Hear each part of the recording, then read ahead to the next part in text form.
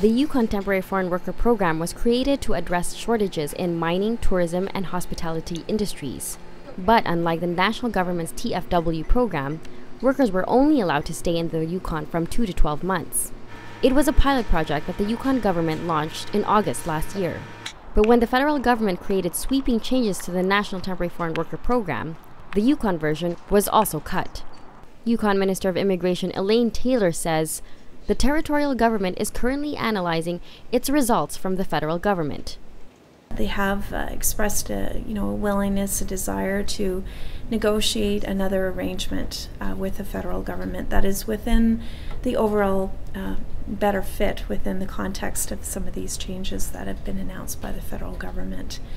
So we, a lot of that information is still, in the works.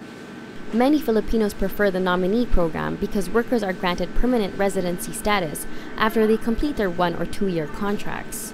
The Filipino-Canadian Association of the Yukon says Filipinos are taking the hit for the scrapping of the program.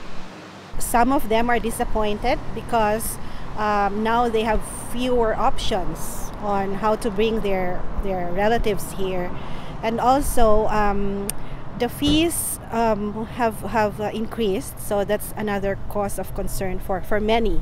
I don't think, with regards to those who say that Filipinos are stealing jobs from locals, I don't think this is true at all, because number one, it is highly regulated, and number two, there are other nationalities who are able to come in as well, and then there are locals as well. In total, only 29 workers were brought in through the Yukon Temporary Foreign Worker Program. 8 of those are Filipino. The Yukon Immigration Department has yet confirmed whether or not those workers are still here. In contrast, 800 workers were brought in through the Yukon Nominee Program. Over half of those are Filipino. Crystal Alarcon, ABS-CBN News, Whitehorse, Yukon.